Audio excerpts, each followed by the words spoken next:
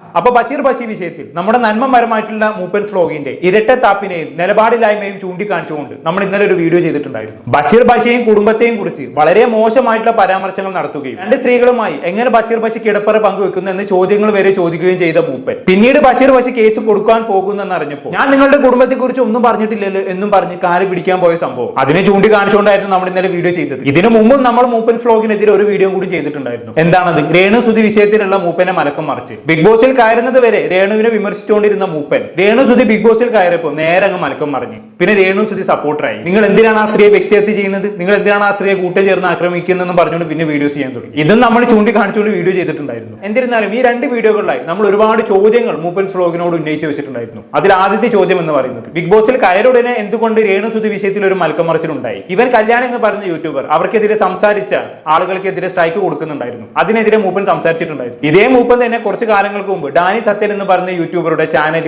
ഇതേമാതിരി സ്ട്രൈക്ക് കൊടുത്ത് പൂട്ടിക്കാൻ നോക്കിയിട്ടുണ്ടായിരുന്നു. അതെന്തിന് ചെയ്തു എന്നുള്ള ചോദ്യം നമ്മൾ ചോദിച്ചിരുന്നു. അതുപോലെ തന്നെ ബഷീർ ബഷി കേസിൽ ഭാര്യമാരെ വെച്ച് വരെ തോന്നിയവാസം പറഞ്ഞു ഇവൻ എന്തർത്ഥത്തിലാണ് ബഷീർ ബഷി കേസ് കൊടുക്കാൻ പോകുന്നെന്ന് അറിഞ്ഞപ്പോൾ മലക്കം മറിഞ്ഞത്. ഈ മൂന്ന് ചോദ്യങ്ങൾ ഇവനെതിരെ നമ്മൾ ഉന്നയിച്ചിട്ടുണ്ടായിരുന്നു. ഇപ്പോഴും ഇവൻ ഈ മൂന്ന് ചോദ്യങ്ങൾക്ക് മറുപടി നൽകിയിട്ടില്ല. കാരണം ഇതിനൊരു മറുപടി ഇവന്റെ കയ്യിലില്ല. പകരം ഇവൻ ചെയ്തുകൊണ്ടിരിക്കുന്ന പരിപാടി എന്താണെന്ന് അറിയോ? ഇവനോട് ഇത്തരം ചോദ്യങ്ങൾ ചോദിച്ച എന്നെ മോശക്കാരനായി ചിത്രീകരിക്കാൻ നോക്കാം. ഇവൻ ഇന്നലെ എനിക്കെതിരെ ഒരു വീഡിയോ ചെയ്തിട്ടുണ്ടായിരുന്നു. ആ വീഡിയോ എന്താണെന്ന് അറിയും? ഞാനുമായി ബന്ധപ്പെട്ട് നടന്ന പഴയ കാര്യങ്ങളൊക്കെ കുത്തിപ്പൊക്കി കൊണ്ടുവന്നിട്ടുള്ള ഒരു വീഡിയോ. അതായത് എന്നെ എങ്ങനെ ഒരു പബ്ലിക്കിന് മുന്നിൽ മോശക്കാരനാക്കി വെക്കണം ഇവന്. എന്നിട്ട് ഞാൻ ചോദിക്കുന്ന ചോദ്യങ്ങളൊന്നും മറുപടി പറയാതെ ഇവന് സിമ്പിൾ ആയിട്ട് രക്ഷപ്പെടണം. അതിനുള്ള ഒരു അടവാണ് ആശാൻ. എന്തായാലും ഇന്നലെ ഇവൻ എനിക്കെതിരെ ചെയ്ത വീഡിയോ ഒന്ന് കണ്ടുനോക്കാം. ആശാൻ വീഡിയോ തുടങ്ങുമ്പോൾ തന്നെ സ്വയം ഒന്ന് പൊക്കിയിട്ടാണ് കേട്ടോ തുടങ്ങുന്നത്. അത് പിന്നെ എപ്പോഴും ഉള്ളതാണല്ലോ. ഇടയ്ക്കിടെ ഒന്ന് സ്വയം പൊക്കിയിട്ടില്ല എന്നുണ്ടെങ്കിൽ ആശാൻ ഉറക്കം വരില്ലെന്ന് തോന്നുന്നു. എന്തായാലും വീഡിയോ കണ്ടുനോക്കാം. കൈസേ നമസ്കാരം. ഞാൻ ഇങ്ങനെ ഒരു വീഡിയോ ചെയ്യണമെന്ന് ആഗ്രഹിച്ച ഒരാളുമല്ല. പിന്നെ നിന്നെ പോലെ ഈ പറഞ്ഞ കണക്കിന് ഈ ഒരാളിങ്ങനെ മുൻകാലങ്ങളിലൊക്കെ ഉണ്ടായിട്ടുണ്ട്. പക്ഷെ എങ്കിലും നീ ഇപ്പൊ കുറെ ആയിട്ട് എന്നെ ഇങ്ങനെ ഉപദ്രവിക്കാൻ വേണ്ടിയിട്ട് നീ ഒരു കൂട്ടം ചേർന്നു. കൂട്ടോ? ഏത് കൂട്ടം? ഏത് കൂട്ടാണെന്നുള്ളത് നീ ആദ്യം പറ. അല്ല, നീ 2-3 ദിവസമായിട്ട് പറഞ്ഞു ഞാൻ കൂട്ടം ചേർന്ന് ആക്രമിക്കുന്നു, ടീമായിട്ട് ആക്രമിക്കുന്നു, ഞാൻ വാട്സപ്പ് ഗ്രൂപ്പ് ഉണ്ടാക്കുന്നു എന്നൊക്കെ. എവിടെ ഞാൻ വാട്സപ്പ് ഗ്രൂപ്പ് ഉണ്ടാക്കി? എവിടെ ഞാൻ കൂട്ടം ചേർന്ന് ആക്രമിച്ച്?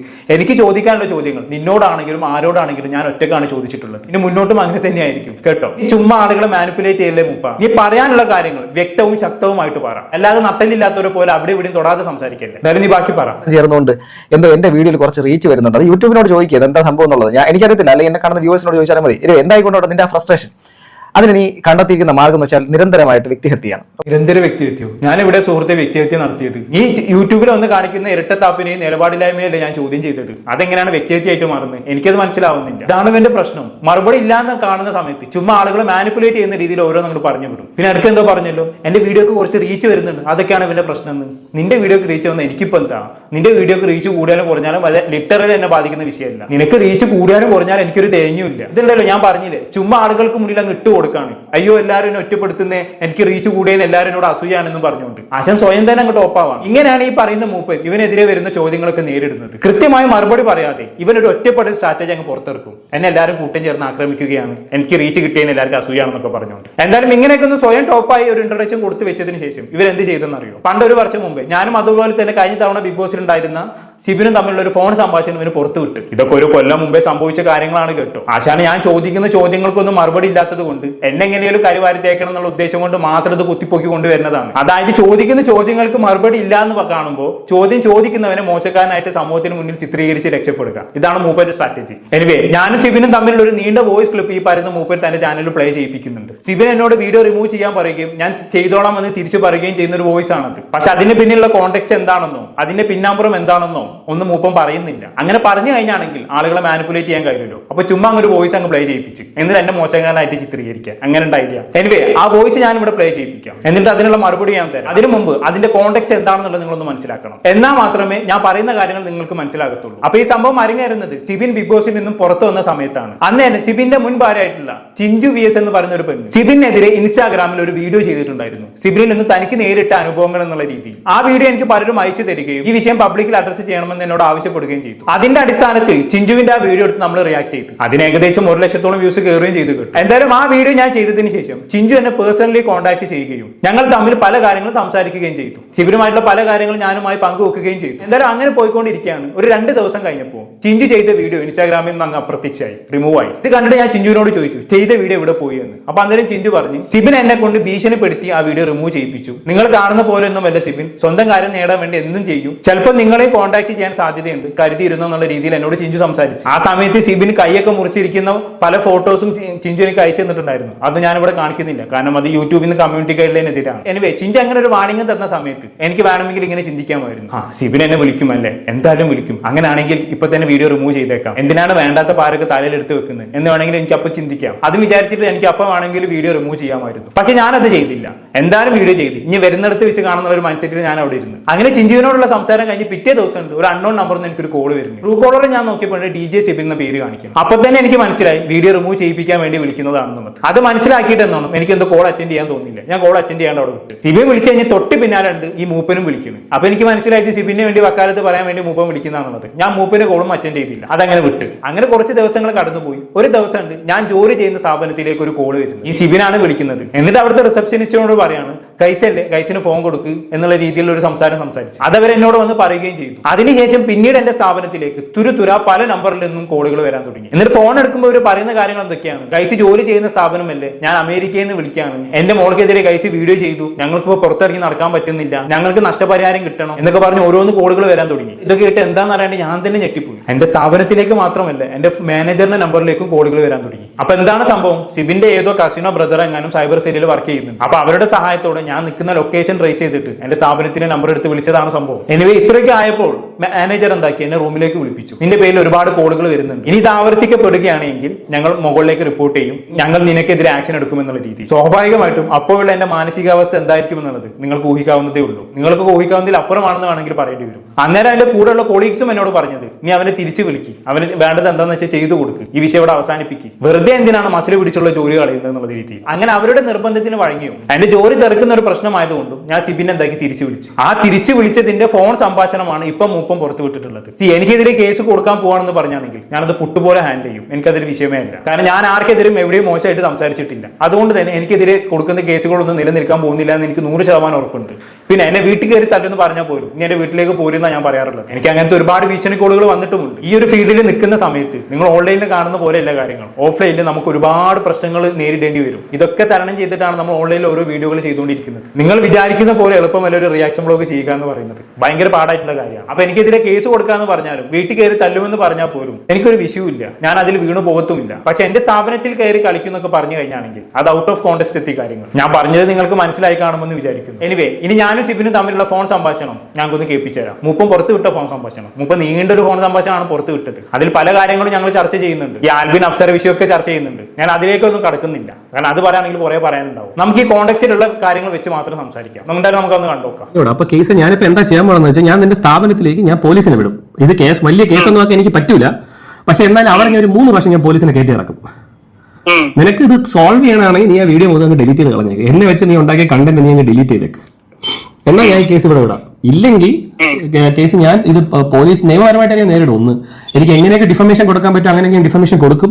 പിന്നെ ഞാൻ പോലീസ് നിയമപരമായിട്ട് നിന്നെ ഡീൽ ചെയ്യത്തുള്ളൂ, അല്ലാതെ വേറെ ഒന്നുമില്ല. നിന്റെ അഡ്രസ്സും എൻ്റെ ഉണ്ട്, നിന്റെ വീട്ട് അഡ്രസ് ആയത് എൻ്റെ ഉണ്ട്, അവിടെ ഞാൻ പോലീസിനെ കയറ്റും. മനസ്സിലായി? അപ്പൊ ഇത് സോൾവ് ഇപ്പൊ കേസ് വിളിച്ചില്ല, അതുപോലെ സോൾവ് ആണെങ്കിൽ കേസ് 3 വീഡിയോ അങ്ങ് ഡിലീറ്റ് ചെയ്തേക്ക് കേസ്. എന്നിട്ട് ആക്ച്വലി ടെക്നിക്കലി നിന്നെ കൊണ്ട് ഞാൻ സോറി പറയിപ്പിക്കേണ്ടതാണ്, പക്ഷെ വേണ്ട, അത് നീ ചെയ്യണ്ട. ഞാൻ 3 വീഡിയോ അങ്ങ് കളഞ്ഞേക്ക്. അത് കളയുവാണെങ്കിൽ ഞാൻ ഈ പറഞ്ഞ പരിപാടിയിൽ നിന്ന് പിന്മാറും. പിന്നെ എനിക്ക് നിന്റെ അടുത്ത് പറയാനുള്ള മറ്റൊരു കാര്യമുണ്ട് കേട്ടോ. നീ നാട്ടുകാരെ കുറിച്ചൊക്കെ വന്നിരുന്ന് ഇങ്ങനെ പറയുമ്പോഴേ അത് ഫേസ് ചെയ്യാനുള്ള ധൈര്യം വേണം. ധൈര്യം ഉണ്ടോ? അപ്പൊ പിന്നെ വീഡിയോ അവിടെ കിടന്നോട്ടാ.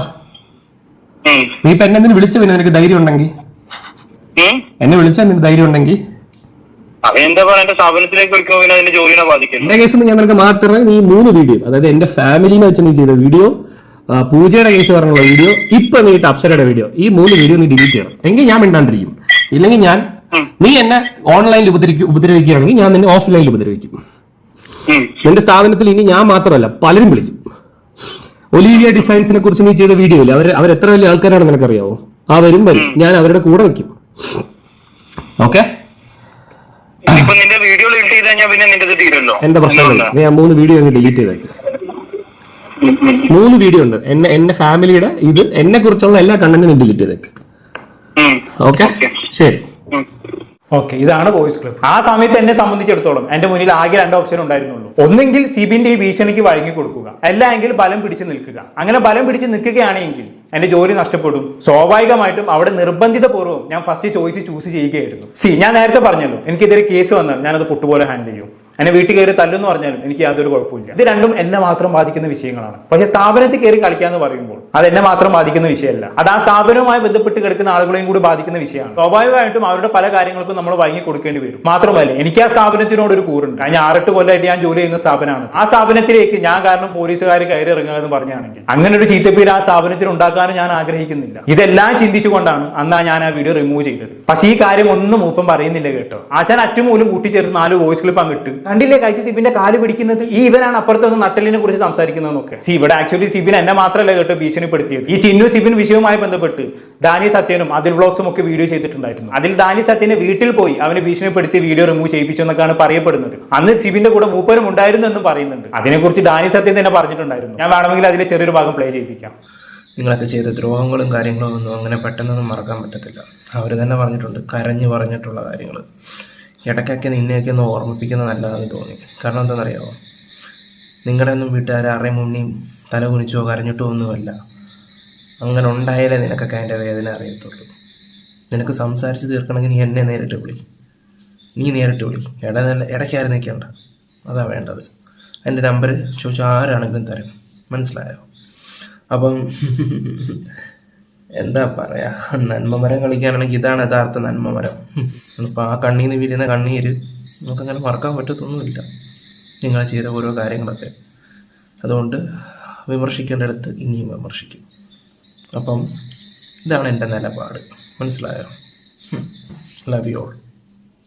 ഓക്കെ, ആള് കാര്യം തുറന്നു പറയുന്നില്ല, പക്ഷെ മൂപ്പനോടായിട്ടാണ് ഇതൊക്കെ പറയുന്നത് അല്ലേ. ഇതുമായി ബന്ധപ്പെട്ട് കൂടുതൽ സംസാരിക്കാൻ ഞാൻ ആളല്ല. ആധികാരികമായി സംസാരിക്കേണ്ടത് ഡാനി സത്യം തന്നെയാണ്. പറ്റുമെങ്കിൽ അവൻ ഈ വിഷയം തുറന്ന് സംസാരിച്ച് രംഗത്ത് വരട്ടെ. ഇനി ഈ സംഭവത്തിന്റെ കോണ്ടെക്സ്റ്റ് പോലും പബ്ലിക്കിന് മുന്നിൽ അവതരിപ്പിക്കാതെ എന്നെ മോശക്കാരനായി ചിത്രീകരിക്കണമെന്ന ഒറ്റ ഉദ്ദേശം കൊണ്ട് ഈ വോയിസ് ക്ലിപ്പ് പുറത്ത് വിട്ടതിന് ശേഷം മൂപ്പൻ ചില കാര്യങ്ങൾ പറയുന്നുണ്ട്. നമുക്ക് എന്തായാലും അന്ന് കണ്ടോക്കാം. അവസാനം സിബിൻ ഇവനെ അവിടെ കാണാൻ വേണ്ടിട്ട് പോകുന്നുള്ള എത്തിയപ്പോഴേക്കും അവൻ വിളിച്ച് കാല് പിടിച്ചിട്ട് അവസാനം വീഡിയോ ഡിലീറ്റ് ചെയ്തിട്ട് പോയതാണ്. അങ്ങനെ ഇരിക്കുന്നു. ഇത് കേൾക്കുന്ന ഏതൊരാളും ചിന്തിക്കുന്നതായിരിക്കും, ഞാൻ സിബിനെതിരെ വീഡിയോ ചെയ്യുന്നു, സിബിൻ എന്നെ കാണാൻ വരുന്നെന്ന് പറയുന്നു, ഞാൻ അത് കണ്ട് പേടിച്ച് തൂറിയിട്ട് സിബിൻ അങ്ങോട്ട് വിളിച്ചിട്ട് കാല് പിടിച്ചിട്ട് ഞാൻ വീഡിയോ റിമൂവ് ചെയ്തേക്കാമേ, എന്നെ ഒന്നും ചെയ്യല്ലേ എന്ന് പറഞ്ഞുകൊണ്ട് ഞാൻ വീഡിയോ മുക്കുന്നു. ഇതാണ് കാണുന്നവർ ചിന്തിക്കുക അല്ലേ. ആ രീതിയിലാണ് ഇവനെ മാനിപ്പുലേറ്റ് ചെയ്ത് വെക്കുന്നത്. പിന്നെ അറിയാലോ ഇവന് മാനിപ്പുലേഷന്റെ ആശാനാണ്. പിന്നാമ്പുറത്ത് ഇങ്ങനെയൊക്കെയാണ് സംഭവിച്ചെന്നുള്ളത് ഇവൻ അറിയാം. പക്ഷെ ഇവൻ അത് മനഃപൂർവ്വം മുക്കിയതാണ്. പിന്നെ ഇത് ഞാനായിട്ട് അങ്ങോട്ട് വിളിച്ചതല്ല. ഇവൻ ആദ്യം എന്നെ 3 വട്ടം ഇങ്ങോട്ട് വിളിച്ച് അതിനുശേഷമാണ് ഞാൻ അങ്ങോട്ട് തിരിച്ചു വിളിക്കുന്നത്. അല്ലാണ്ട് ഞാനായിട്ട് അങ്ങോട്ട് വിളിച്ചു അവനോട് കാല് പിടിച്ച് മാപ്പ് പറഞ്ഞൊന്നല്ല. പിന്നെ മൂപ്പ നീ ബഷീറിനെയും ഭാര്യമാരെയും കുറിച്ച് അനാവശ്യം പറയുകയും അവസാനം കേസ് വരുമ്പോൾ ഞാൻ കുടുംബത്തെ കുറിച്ചൊന്നും പറഞ്ഞില്ലേ എന്നും പറഞ്ഞ് അങ്ങോട്ട് വിളിച്ച് മാപ്പ് പറയുകയും ചെയ്ത പോലെയല്ലത്. ഇത് അവന്റെ ഭീഷണിയാണ്. സാഹചര്യത്തിന്റെ സമ്മർദ്ദം മൂലം എനിക്ക് അവന്റെ ഭീഷണിക്ക് വഴങ്ങി കൊടുക്കേണ്ടി വന്നതാണ് സംഭവം. അപ്പൊ അതും ഇതും നീ ഒരേ നൂലിൽ കൂട്ടിക്കെട്ടാൻ നോക്കണ്ട. ഇപ്പൊ നിങ്ങൾ ഈ വോയിസ് കേട്ടല്ലോ, അതിൽ സിബിന്റെ സംസാരത്തിൽ നിന്ന് കൃത്യമായിട്ട് മനസ്സിലാക്കാൻ പറ്റും എന്നെ നിർബന്ധിച്ച് ഭീഷണിപ്പെടുത്തി റിമൂവ് ചെയ്യിപ്പിച്ചാന്നുള്ളത്. എന്തായാലും മൂപ്പ കൊള്ളാം, നിന്റെ തുറപ്പിച്ചിട്ട് കൊള്ളാം, പക്ഷെ അത് എന്റെ അടുത്ത് വില പോകില്ലെന്ന് മാത്രം. നട്ടല് നിവർത്തി നിൽക്കേണ്ടടുത്ത് ഞാൻ നട്ടല് നിവർത്തി തന്നെ നിന്നിട്ടുണ്ട്. ഇനി മൂപ്പം പറഞ്ഞ ബാക്കിയോട് കേട്ടോക്കാം. മഞ്ചേരി തന്നെയാണ് ഈ പറയുന്ന ഡയഗ്നോസ്റ്റിക് സെന്റർ. ആ ഡയഗ്നോസ്റ്റിക് സെന്ററിന്റെ പേരുകളൊക്കെ വേണമെന്നുള്ളവർ എന്റെ അടുത്തേക്ക് വന്നാൽ മതി. ഹൈസേ, നിനക്ക് ഞാൻ നിന്റെ അടുത്ത് പല പ്രാവശ്യം പറഞ്ഞു, എനിക്ക് എന്റെ പുരുഷത്വോ അല്ലെ ആണത്തോ ഒന്നും ഇല്ലടേ, ഞാൻ ഒരു മനുഷ്യനാ. തുടങ്ങി അവന്റെ നന്മമരം കൊണയാടി. അപ്പൊ എന്റെ ഡയഗ്നോസ്റ്റിക് സെന്ററിലെ നമ്പറും എന്റെ കയ്യിലുണ്ട്, വേണ്ടവർ എന്നെ കോൺടാക്ട് ചെയ്താൽ മതി എന്നുള്ളതാണ് അവന് പറയുന്നത്.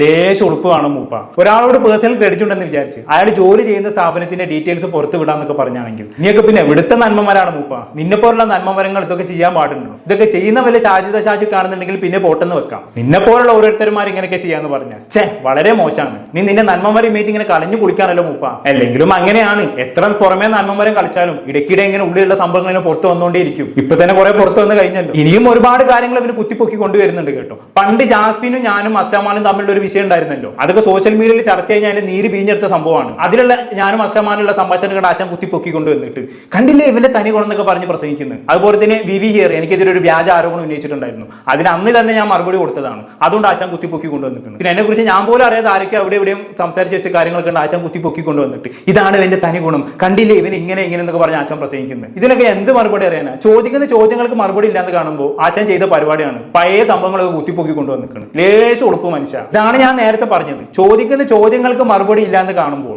ചോദ്യം ചോദിക്കുന്നവരെ മോശക്കാരനായിട്ട് ചിത്രീകരിക്കാം. ഇനിയും ഇവരെന്തൊക്കെയോ പറഞ്ഞു വെക്കുന്നുണ്ട്. എന്റെ കുറെ വോയിസ് ക്ലിപ്പും കാര്യങ്ങളും അവന്റെ കയ്യിലുണ്ട് പോലും. ഞാൻ ആവശ്യാനുസരണം പുറത്തു വിടുന്നൊക്കെ. നീ പുറത്തു വിടും ഉപ്പ, നിനക്ക് പുറത്തു വിടുന്നതിന് ഒരു പരിധി ഉണ്ടല്ലോ.